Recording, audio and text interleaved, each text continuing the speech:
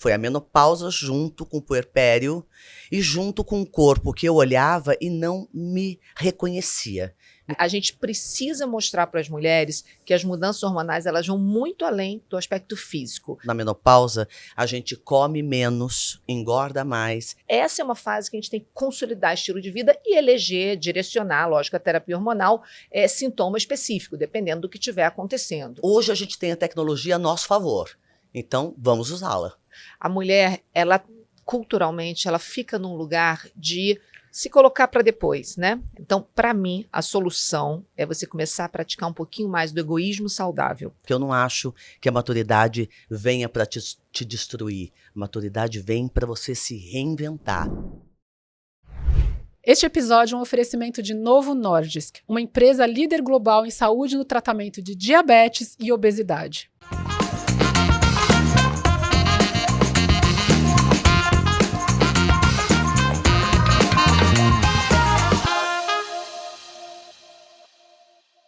Olá, sejam muito bem-vindas! Está começando mais um Menotalks e o episódio de hoje será dedicado a um tema que, eu diria, é um dos que as mulheres mais se identificam na menopausa, o aumento de peso. Segundo estudos, a taxa de ganho de gordura dobra após a menopausa e continua por cerca de 2 anos. Outro estudo do setor de climatério do Hospital das Clínicas da USP, realizado com 6 mil mulheres, revelou que 68% chegam à menopausa com sobrepeso ou obesidade. Ou seja, é algo que afeta a maioria das mulheres. Por isso, a gente precisa falar sobre isso. E para conversar sobre esse assunto, a gente tem aqui 2 convidadas muito especiais. Cláudia Raia, atriz, produtora, empresária e embaixadora do Instituto Menopausa Feliz, e a doutora Isabela Bussadi, médica mestre e doutora em endocrinologia, membro titulado da SBEM e ex-coordenadora de pós-graduação de endocrinologia da PUC e ED. Sejam muito bem-vindas. Obrigada. Eu estou muito feliz de ter vocês aqui no Menotalks. Não, muito bom. Eu estou feliz da vida ainda ter minha médica aqui.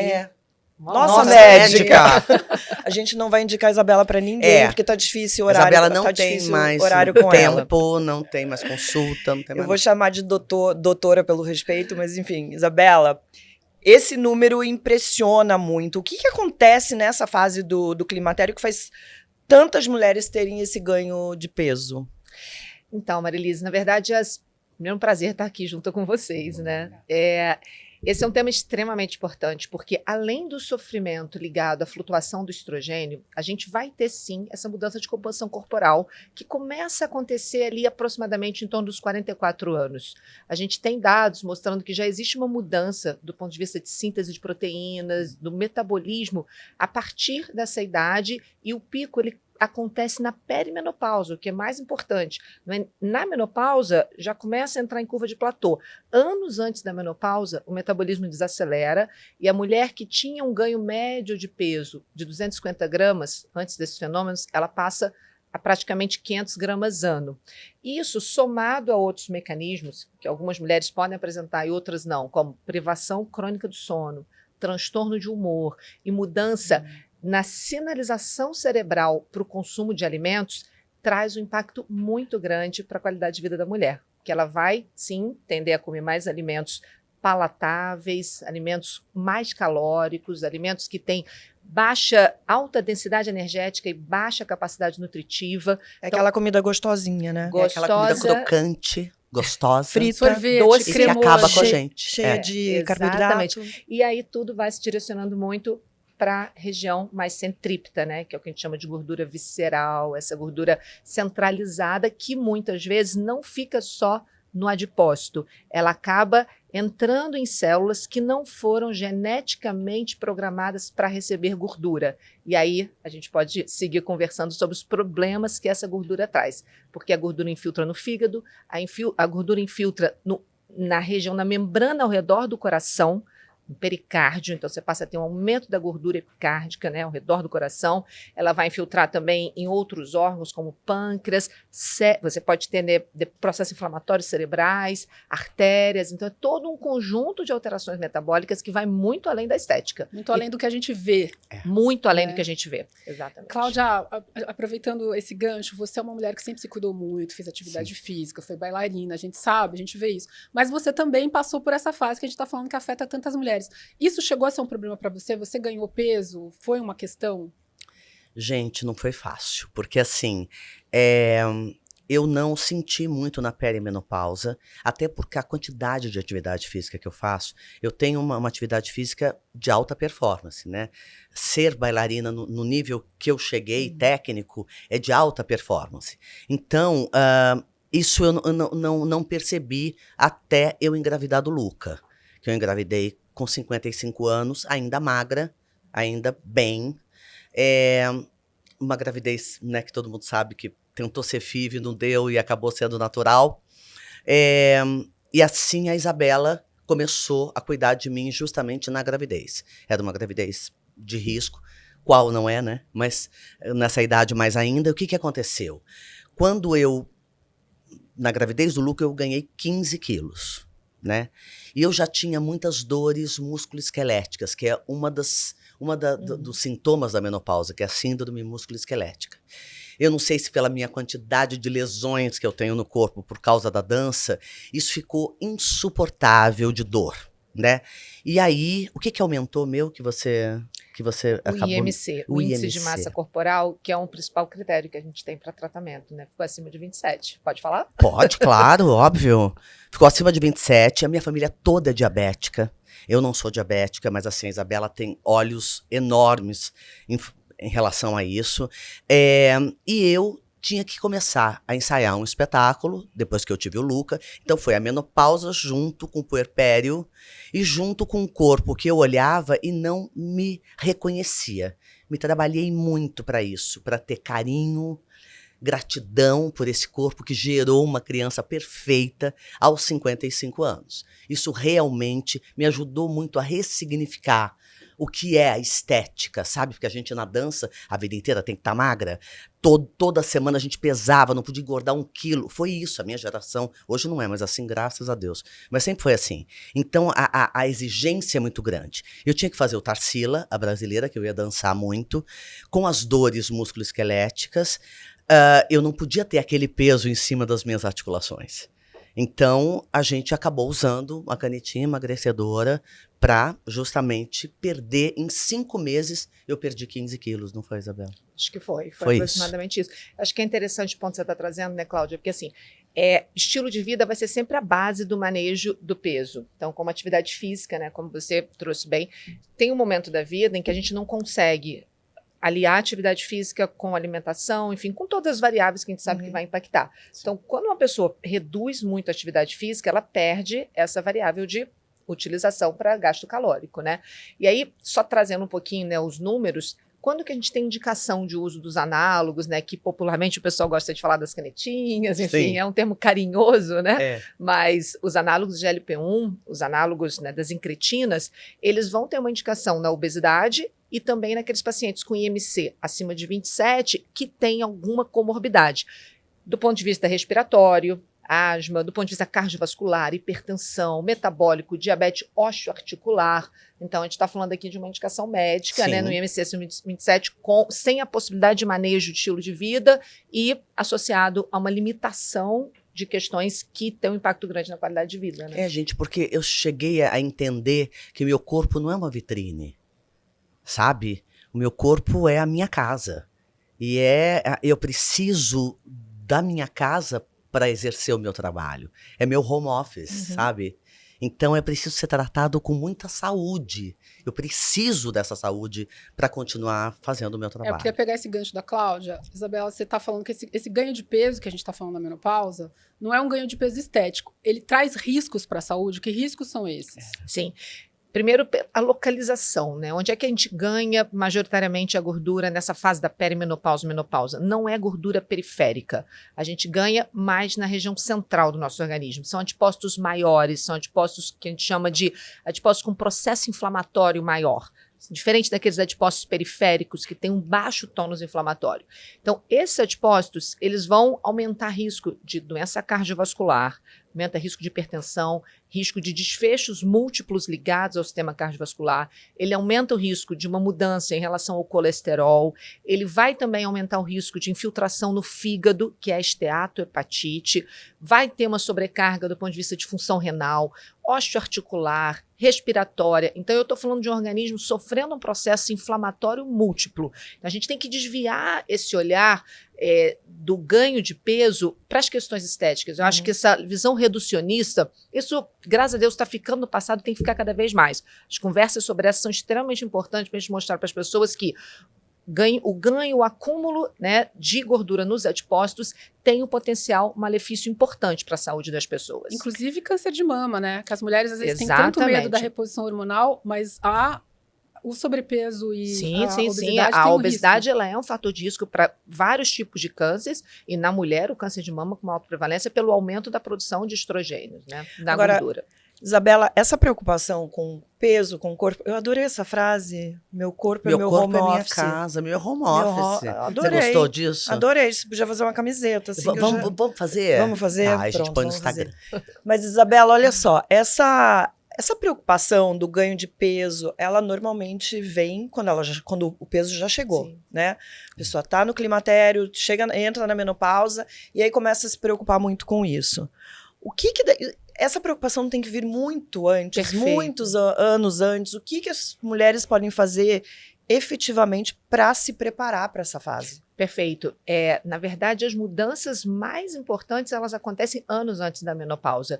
Isso tem estudos muito bem definidos, mostrando... Né? 8, 10 anos o climatério pode durar, não é? Isso, sim. Pode ser anos antes, né? Enfim, ou até 10 anos. E as mudanças de composição corporal, elas acontecem prioritariamente nessa fase. Um exemplo simples, pode existir já uma redução de massa magra que está relacionada à redução da progesterona, porque a progesterona tem um efeito anabólico muscular, né? Então menos progesterona, menos músculo. A mudança no estrogênio, estrogênio, toda a parte neuromuscular tem receptores para estrogênio. Então, menos estrogênio, a mulher ela faz um treino com menos força, ela tem menos habilidade para fazer atividade física, ela vai ter menos ganho, menos input neuromuscular. Então, são mudanças que estão acontecendo mesmo antes dos ciclos cessarem completamente, né? E para mim, assim, o que tem que ser feito nessa fase? Hormônio? Não necessariamente. Pode existir indicações isoladas, mas estilo de vida. A gente tem que parar e olhar para o estilo de vida dessa mulher, pelo menos 5 a 8 anos antes da menopausa. A gente tem que olhar para o sono dessa mulher, fazer higiene de sono, desenvolver o sleep skill, habilidade para dormir bem. Eu tenho que olhar para consumo de substância, reduzir drasticamente o consumo de álcool. Eu tenho que cessar totalmente o tabagismo. Tenho que olhar para manejo de estresse, para conexão interpessoal, tenho que olhar para alimentação de qualidade e tenho que fazer atividade física, porque isso tem muita publicação já, muito bem consolidada, mostrando que as mulheres com menos IMC, elas sofrem menos na menopausa, né, o peso menor. O consumo de álcool, a redução do álcool vai reduzir risco de câncer de mama. Então, essa é uma fase que a gente tem que consolidar estilo de vida e eleger, direcionar, lógico, a terapia hormonal sintoma específico, dependendo do que estiver acontecendo, né? Eu queria falar também sobre atividade física na menopausa, que são 150 minutos, se você quiser manter a sua massa magra na menopausa. Se você quiser ganhar massa magra, são 250 minutos por semana. E isso é inegociável. E eu estou falando de musculação mais aeróbico.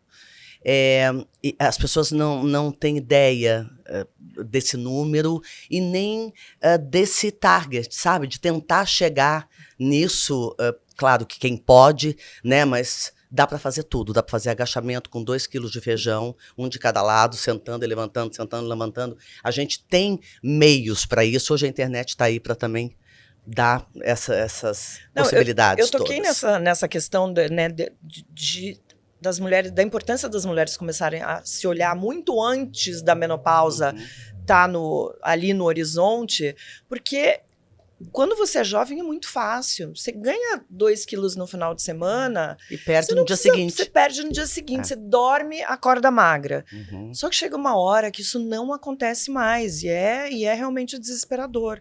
Eu acho que se começar, queria confirmar com você, se você começa a tratar do seu metabolismo, mantendo esse metabolismo acelerado desde jovem, lá na frente vai ser melhor, Com não vai? certeza é uma construção. Eu digo isso por mim, que eu comecei a fazer musculação com 14 anos de idade.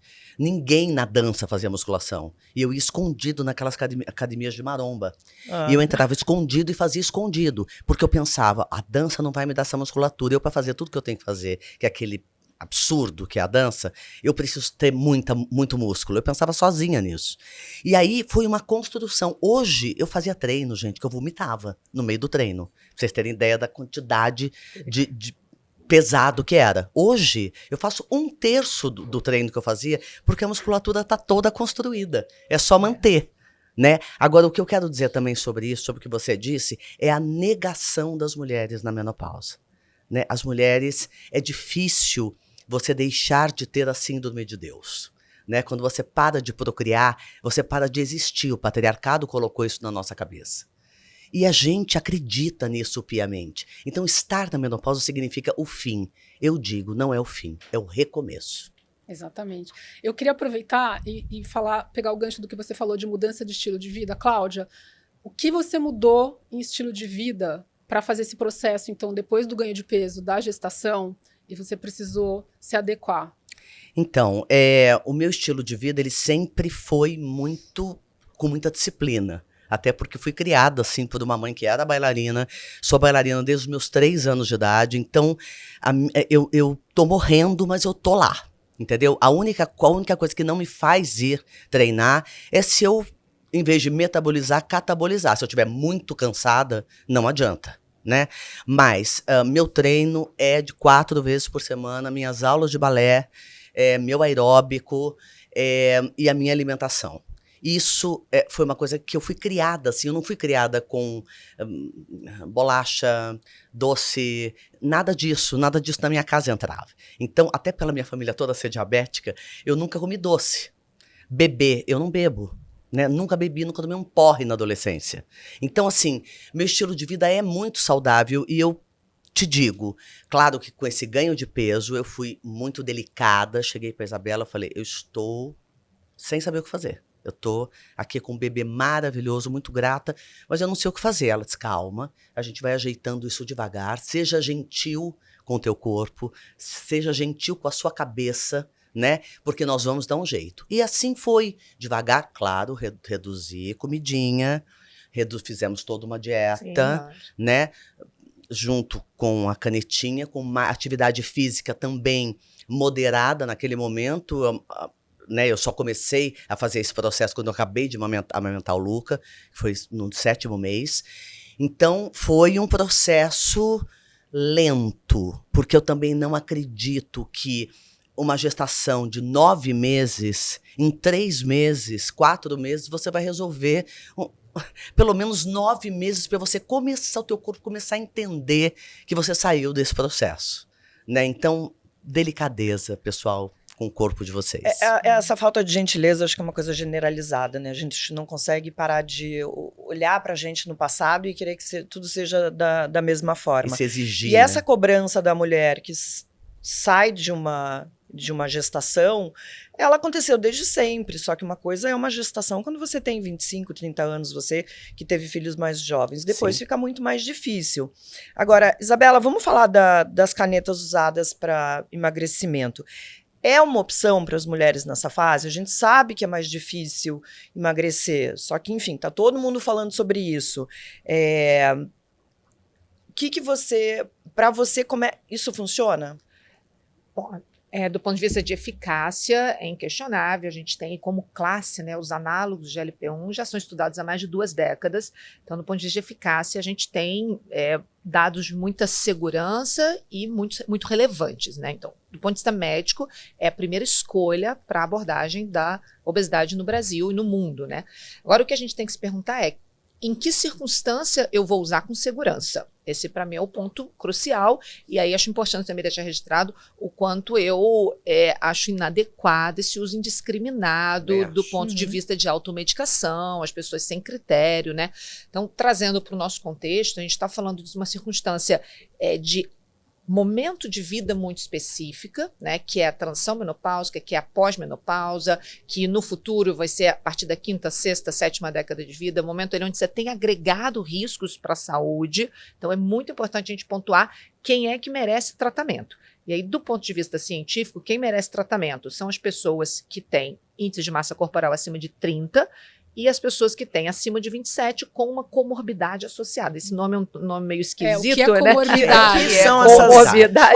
Eu, por exemplo, tinha uma comorbidade. Eu tinha essa dor articular. Né? Então, exemplo, né, são condições clínicas que limitam a qualidade de vida da pessoa ou que trazem risco de doenças mais graves e mesmo mortalidade. Então, por exemplo, a hipertensão arterial é uma comorbidade, a doença articular, a dor articular que limita a funcionalidade da pessoa é uma comorbidade, o colesterol alto, o diabetes. Então, são condições que são precipitadas e pioradas, agravadas pela obesidade. Então, eu tenho que agir, eu tenho que ajudar essa pessoa.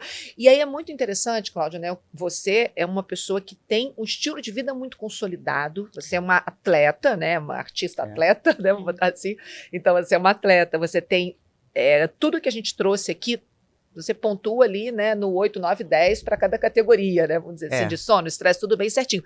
E mesmo assim, isso também é importante, a gente tirar o estigma da medicação. Porque quando a gente vê que uma pessoa muito saudável do ponto de vista de estilo de vida, em determinada circunstância da vida, chega próximo ao MC, próximo a 30, com comorbidades associadas e precisa de medicação, isso é muito importante para a gente tirar o peso só da responsabilidade do indivíduo. Sim. Entender que a sobrepeso e a obesidade é uma condição médica, que tem que ter um olhar médico e que merece ser tratada com seriedade, sem você ficar culpabilizando a pessoa que tem excesso de peso, que isso, infelizmente, ainda é um estigma que a gente tem muito grande. É uma doença a obesidade, né, a gente? Não é uma falta de disciplina. Exato, a gente tem esse estigma muito grande de achar que a pessoa tem preguiça, que não tem disciplina. Então, é muito sutil a avaliação clínica e ela deve ser feita baseada, né, na ciência, na evidência, mas sempre amparando a pessoa que precisa de tratamento de uma forma ética, né? Acho que é importante isso que você está dizendo, porque tem duas coisas. Uma é a vergonha de muita gente tem. Acho importante você estar dizendo isso aqui, Cláudia, assumindo. Olha, eu fiz o uso da medicação, porque no meu caso era indicado, adequado. Isso. Muita gente tem vergonha porque parece que pegou um atalho. Não, de jeito nenhum. Eu peguei um atalho ali, então é preguiçosa, não quer fazer dieta. Não é Nós isso. temos um exemplo aqui de uma pessoa que, na verdade, já estava fazendo tudo isso, mas realmente tem uma ajuda na medicação necessária para aquela perda que ela precisava ter. É fora de controle também, tem Exato. coisas que são fora de controle, né? Quer dizer, por eu ter essa vida super saudável, eu podia ter tido uma gravidez, como foram as outras, que eu perdi peso em um mês e meio, eu tava no meu peso normal. Não é mais assim, entendeu? Sim. Por causa da menopausa, com toda certeza. Agora, Cláudia, a gente está vendo no red carpet muitas mulheres muito magras. Eu tenho a sensação, quando eu olho, assim, que a gente está voltando lá para aquela década 90. de 1990, que, enfim, era um tipo de beleza super exaltado e tal. Como é que você acha? A gente vai continuar falando sobre como quebrar esse padrão de beleza, porque a gente está aqui numa discussão sobre perda de peso por questões de saúde, mas a gente sabe que, infelizmente, tem gente que não tem essa clareza, né, sobre esse assunto. Eu acho que o uso indevido da medicação, sem um médico acompanhando, como a doutora Isabela falou, isso pode causar danos irreparáveis, mesmo. Eu conheço muita gente que fez o uso das canetinhas indevidamente, sem prescrição médica, sem um acompanhamento médico, e que não se deram bem. Isso não pode fazer, gente. Sem médico, não pode. Eu queria até pegar esse gancho que a Cláudia trouxe. A gente tem muita notícia do uso incorreto das canetas. A Anvisa até passou a exigir recentemente a retenção, né, das receitas, porque as pessoas estavam comprando de maneira indiscriminada. Eu queria que você falasse um pouco dos cuidados para se fazer o uso da caneta. Perfeito. primeiro, esse desejo social pela magreza, né? Isso é Vocês triste. citaram a década de 90, mas eu voltaria um pouquinho até a década de 70, né? Aquela época das modelos ultra magras, usando de forma também totalmente inapropriada as anfetaminas, né? Houve uma epidemia de adição por anfetaminas na década de 70, né? Então a gente viu historicamente já isso acontecer e a gente viu também uma epidemia de doença mental ligada à dependência, né, de anfetaminas no passado. Então a gente tem um histórico muito ruim aí nesse sentido. Mas trazendo um pouquinho, né, para o uso adequado, que é o que a gente bate muito na importância do uso adequado, primeiro, nunca medicação manipulada. Isso é totalmente inadequado. Nunca usar medicação vendida em consultório, isso é inadequado. Nunca comprar pela internet. Então, a gente tem medicação aprovada pela Anvisa, com prescrição para ser utilizada sob prescrição médica, receita retida na farmácia e dentro de um programa de acompanhamento, né? Então, é sobre isso que a gente está falando. A gente está falando sobre uma opção terapêutica segura e eficaz e que deve preencher critérios, né, de acompanhamento médico. Então, muito, muito cuidado com essas falsas promessas de resultados, né, a partir de usos totalmente, né, indevidos. E eu aplaudo realmente a decisão da Anvisa da necessidade da receita retida, porque isso amplia também a percepção da população em relação à importância que o tratamento tem. Então, não é para ser visto como uma medicação de uso banalizado. Ou milagre, né? Milagre, Porque exatamente. não é Ela sobre tem que fazer isso. parte de um programa de acompanhamento médico. Tratamento. Exatamente, é um Estética. tratamento. Assim como a gente tem as estatinas, a gente tem os antipertensivos, a gente tem os medicamentos anti-obesidade. Por isso que também eu sou tão contra o termo, né, mais coloquial de canetinha. Para mim são medicamentos para o tratamento da obesidade ou análogos das Para evitar essa secretinhas. banalização, né? Isso, porque senão fica... Porque é um virou remédio. virou É um medicamento. remédio. É que virou a maneira popular de falar. Virou uma né? maneira popular de falar, mas não deveria nem ser tão popular assim, né? Porque não é uma medicação para ser Agora, tratada de Cláudia, forma usada tão popular. por todo tão, mundo, né? Tão assim, Agora, né? Cláudia, na prática, o que mudou de bem-estar? Como é que você se sentiu quando você perdeu esse peso que estava sobrando? Super bem, porque eu fui percebendo, na verdade, que nos ensaios do Tarsila, que foram 3 meses de ensaio, eu fui perdendo, foram em 5 meses que eu perdi esses 15 quilos. Mas quando eu comecei a ensaiar, eu ainda estava acima do peso, ainda estava com 10 quilos a mais. E este peso sobre a minha articulação para dançar, vocês não têm ideia, com essa síndrome musculoesquelética que eu tenho por causa da menopausa, não dá para dizer para vocês o esforço que eu fazia para conseguir ficar em cima de mim mesma, sabe? Para ter eixo nos equilíbrios e tudo. Realmente foi imprescindível até para que eu notasse o quanto é importante, né, eu estar no peso para minha saúde musculoesquelética mesmo, sabe? Foi impressionante quando eu cheguei no peso, que era o meu peso normal, né, que é de 72 quilos. Eu sou uma mulher grande, enorme, sou muito alta. O quanto as coisas fluíam normalmente, sabe? Na dança, no meu equilíbrio. Eu usava uma postura muito peculiar na Tarsila, ela tinha uma corcunda, assim, o pescoço para frente, e eu usava o tempo todo essa postura, o que me causava dores também horríveis. Então, um excesso de peso também era muito pior. Então, tudo isso melhorou, mas muito. E eu digo, hoje, aumentou 1 quilinho, eu boto o pé no freio, doutora Isabela, o que eu faço, não sei o que, sabe? É uma coisa de equação mesmo, e não adianta, gente. A gente na menopausa, a gente come menos, engorda mais, é mais atividade física, a demanda aumenta enormemente. Você tem que ficar 1h30 passando creme, 18 passo a passos, até você chegar no hidratante. É uma loucura, entendeu? Mas hoje a gente tem a tecnologia a nosso favor. Então, vamos usá-la. Eu falo com você. Você é super disciplinada. E ela me manda para o hospital. Ela fala assim, vai no pronto-socorro, vai ver isso, vai fazer o exame tal. Você já fez os seus exames? Ela tá isso sempre aí. me cobrando. Exame é um negócio que precisa isso. fazer. Mas você gente. sabe que eu peguei gosto de fazer exame? Eu também. Porque eu Eu fico acho feliz maravilhoso quando eu fazer vejo exame. que os resultados são bons.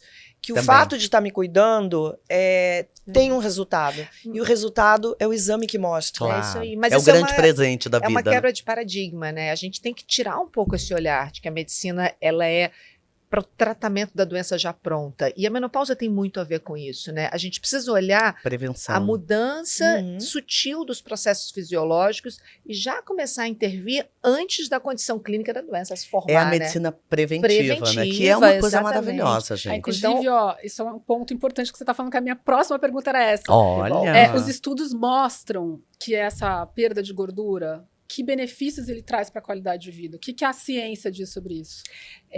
Eu adoro esse tema. Só trazendo um pouquinho assim, uma pequena explicação do que é a gordura, né? Onde é que fica guardada essa gordura no nosso organismo? Ela fica guardada no adipócito, que é uma célula que ela é biologicamente setada para ela ter aproximadamente 2 micrômetros. Então, pequenininho assim. Quando a gente vai expandindo o adipócito, ele vai aumentando, ele chega a um volume 10 vezes maior.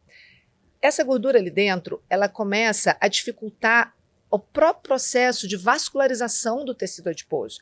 Então, por que as pessoas falam que a obesidade ela é associada a um processo inflamatório? Por isso, porque eu tenho dificuldade na vascularização.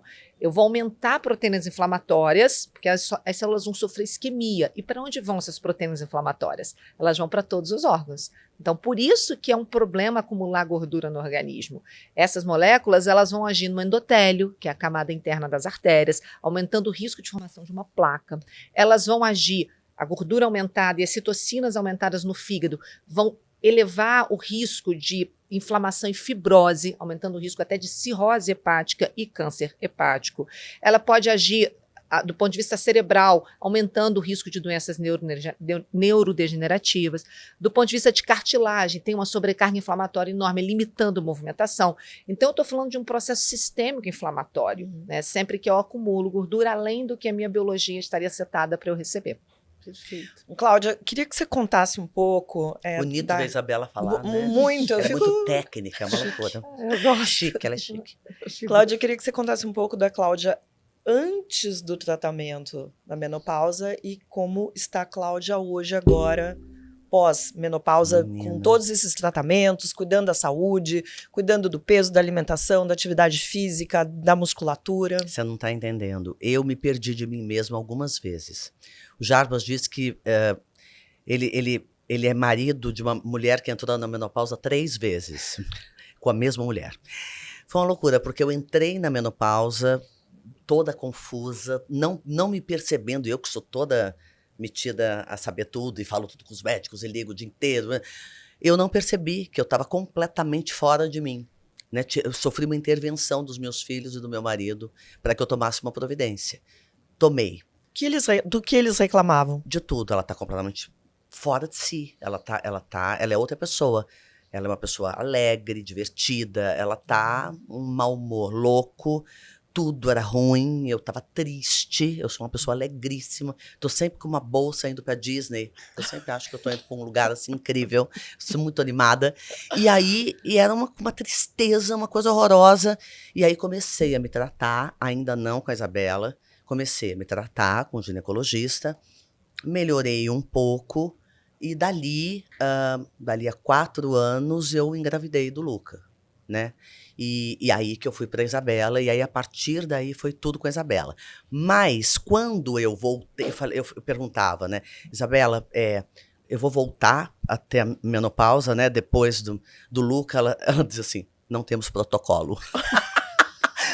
Vamos entender. Você quebrou todos os protocolos. Amor, pois é. Aí fomos levando, aí voltou com tudo. Foi embora a prolactina, a menopausa voltou ao cubo, assim, foi uma loucura.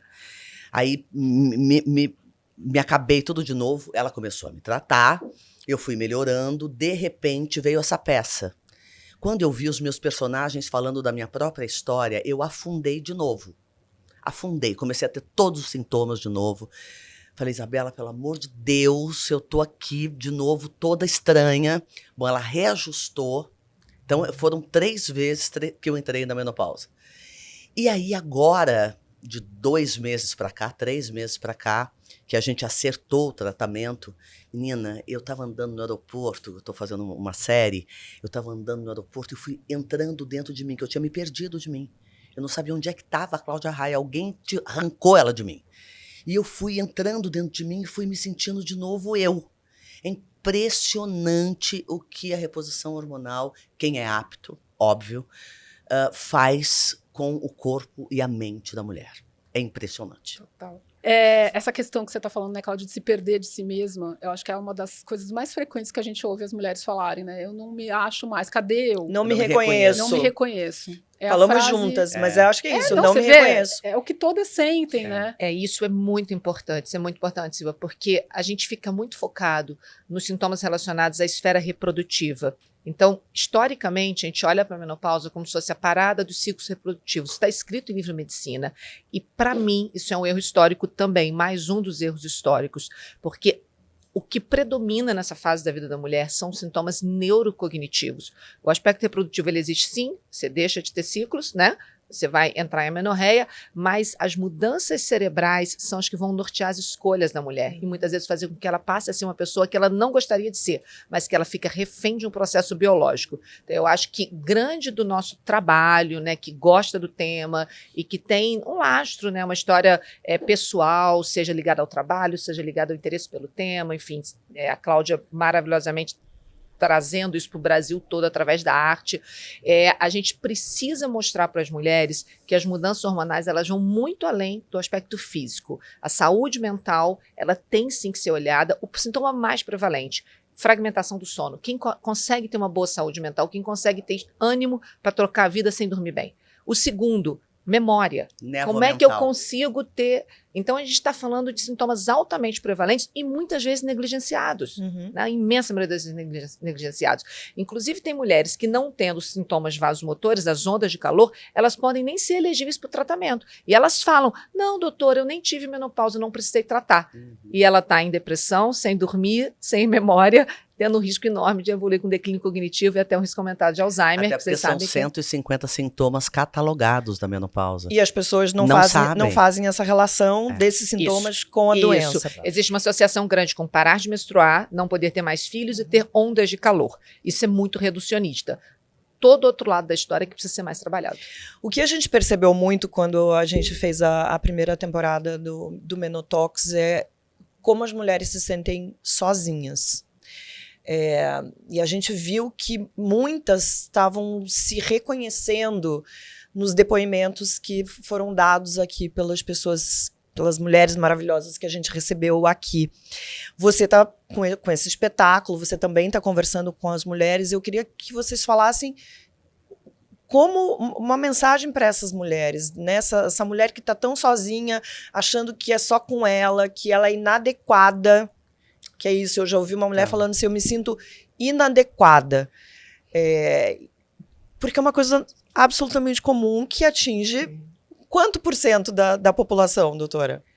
Todas as mulheres vão entrar na menopausa com sorte. Hoje são 55 milhões de mulheres na menopausa. Não, mas nessa fase, quanto a gente tem de mulheres na menopausa? Atualmente a prevalência no Brasil é 20%, né? A gente vai chegar, por conta da expectativa de vida, né? Para 2060, você vai ter metade da população acima de 50 anos, população feminina na menopausa. Loucura. Então, isso já é alto e está aumentando cada vez mais, porque graças a Deus a gente aumentou nossa expectativa de vida. Então a gente vai ter mais da metade da população na menopausa. Eu no espetáculo, em 2060. por exemplo, a gente faz uma conversa no final e eu percebi na verdade num evento que eu fui fazer em Portugal sobre longevidade e menopausa, que eu palestrei e eu senti ali que as mulheres precisavam falar.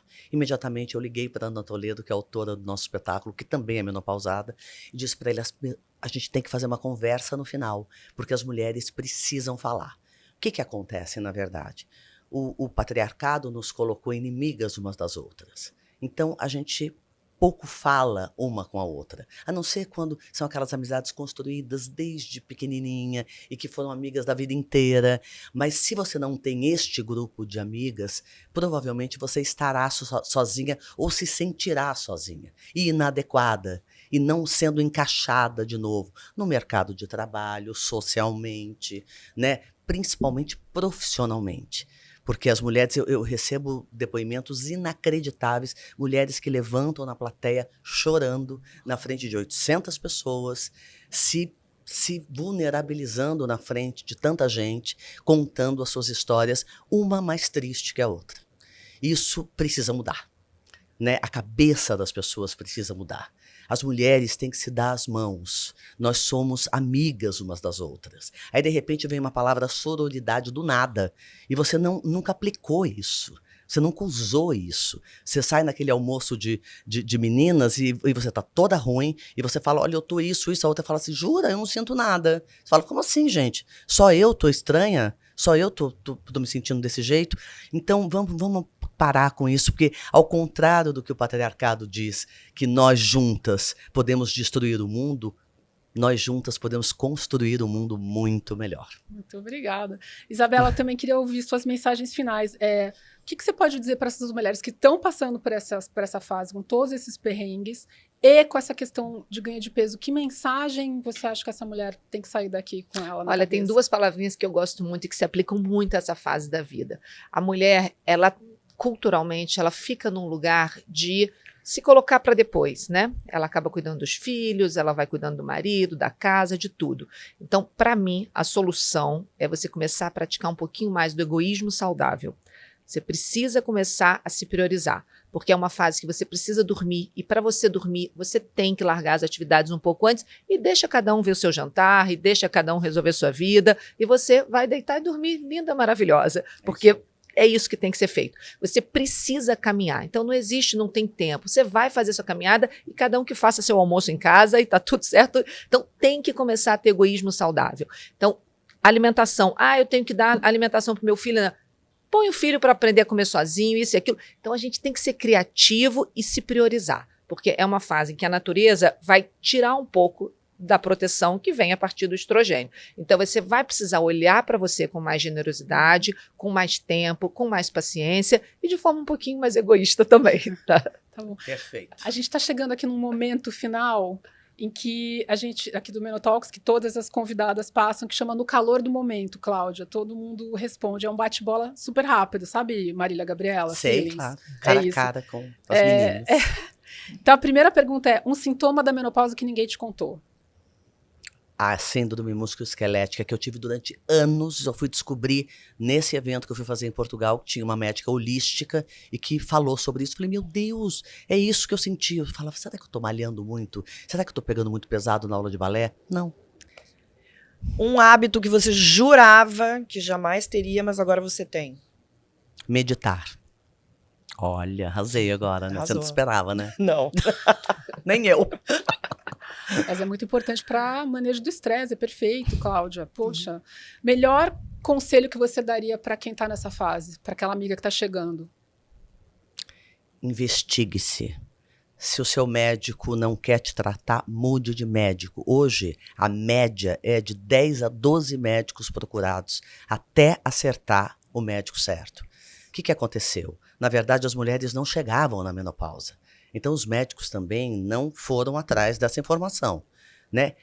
Se atrasaram bastante, ficaram, né, com aquela mentalidade de que reposição hormonal dá câncer e aquela tal de 2002, aquela pesquisa de 2002 que envenenou a classe médica e a população. Isso virou uma verdade e muito poucos médicos correram atrás dessa informação. Então, por favor, informem-se, investiguem-se, procurem um médico que trate dos sintomas e não dos exames laboratoriais. Gente, a anatomia do clitóris só foi Escândalo. descoberta na década de 1990. É surreal. Ou seja, tem muita coisa que a maioria dos médicos ainda não sabe. É verdade. Uma coisa que só a maturidade te deu.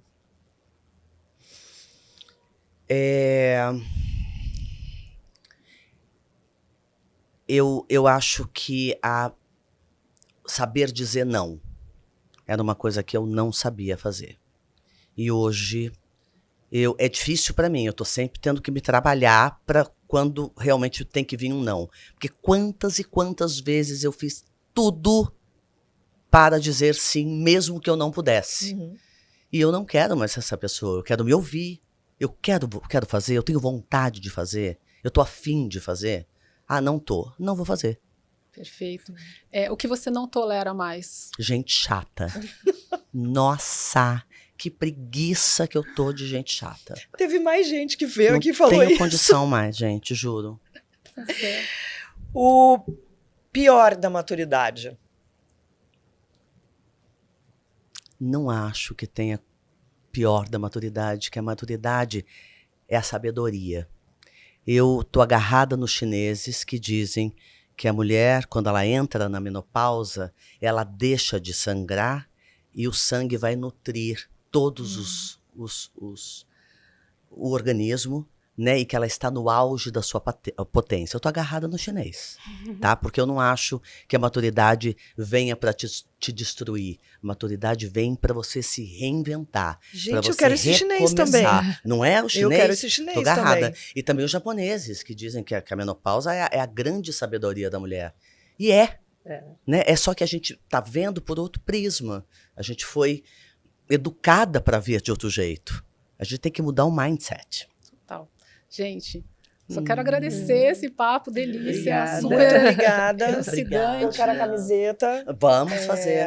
Como é Mandar mesmo? fazer. Ó, menopausa, eu já nem lembro Ó, qual é tá a frase. vendo? Ó, Meu corpo é minha casa. meu corpo é minha casa. É meu home Meu home office. É meu home office. É. Dá pra fazer em português e Dá em pra inglês. fazer. Porque meu corpo é minha casa é bonito. Então, é a É, frase é do minha espetáculo, inclusive. Obrigada pela companhia. O Menotalks fica por aqui.